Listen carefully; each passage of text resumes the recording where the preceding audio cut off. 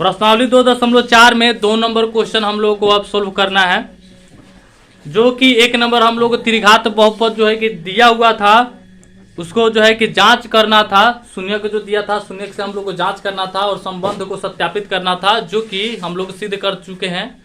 2 number question में हम लोग को त्रिघात बहुपद निकालना है, जो कि यहाँ पर कुछ जो है कि मतलब कि alpha plus beta plus gamma का मान दिया हुआ है। ठीक है, पहले नोट कर लेते हैं कि क्या क्या दिया हुआ है। देखिए क्या क्या दिया हुआ है। शून्यकों का योग, त्रिघात बहुपद में शून्यकों का योग हम लोग जानते हैं कि alpha plus beta plus gamma होता है। फिर दिया हुआ है 2 शून्यकों की एक साथ लेकर उनके गुणनफलों का योग। 2 शून्यकों को एक साथ लेकर, तो 2 शून्यकों को एक साथ लेकर के गुणनफल कहाँ होता है?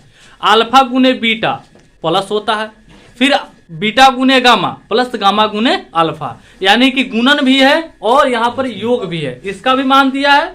और फिर कह रहा है तथा तीनों शून्यकों का गुणनफल, तीनों शून्यकों का गुणनफल यानी कि अल्फा गुने बीटा गुने गामा, यानी कि तीनों का मान मेरे पास दिया हुआ है और इससे हम लोग को त्रिघात बहुपद निकालना है। चलिए, alpha plus beta plus gamma बराबर मेरे पास दिया हुआ है। पहले का जो मान होगा इसी का मान होगा, यानी कि 2 दिया हुआ है। कितना दिया हुआ है? 2। और एक दिया है अल्फा गुने बीटा, यानी कि 2 शून्यकों का एक साथ गुणनफल का योग जो दिया हुआ है। तो अल्फा गुने बीटा प्लस बीटा गुने गामा प्लस गामा गुने अल्फा बराबर क्या दिया हुआ है? -7 दिया हुआ है। ठीक है, अब देखिए एक और दिया है तीनों शून्यकों का गुणनफल, यानी कि अल्फा गुने बीटा गुने गामा बराबर कितना दिया हुआ है? -14। कितना दिया हुआ है? -14। अब ये सभी का वैल्यू बता दिए हैं कि alpha plus beta plus gamma बराबर क्या होता है। तो alpha plus beta plus gamma बराबर होता है -b/a। और ये अल्फा गुने बीटा गुने गामा प्लस गामा गुने अल्फा बराबर होता है c/a। क्या होता है? c/a। अब देखिए अल्फा गुने बीटा गुने गामा बराबर क्या होता है? -d/a। क्या होता है? -d/a। तो इसी पर बैठा करके हम लोग को त्रिघात बहुपद निकाल देना है। जैसे देखिए यहाँ पर -b/a है, तो ये ओनली 2 दिया हुआ है, तो 2/1 कर सकते हैं। ये जो है कि -7 दिया है तो -7/1 कर सकते हैं। ये -14 दिया है तो -14/1 कर सकते हैं। कोई दिक्कत है?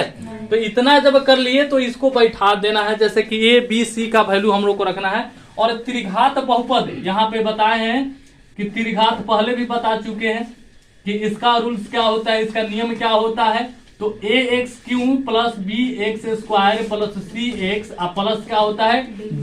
इसके रूप में रहेगा तो क्या हो जाएगा? हमारा त्रिघात बहुपद होगा। ठीक है, तो यहाँ पर a का मान देखिए सभी में नीचे a है। देखिए -b/a, c/a, -d/a, ये सभी में नीचे है कि नहीं है? बराबर है। तो a का मान इसमें 1 दिया है, a का मान 1 है, a का मान 1 है, यानी a का मान क्या लिख दिए? 1 है। ठीक है, b का मान खोजिए इसमें कहाँ है।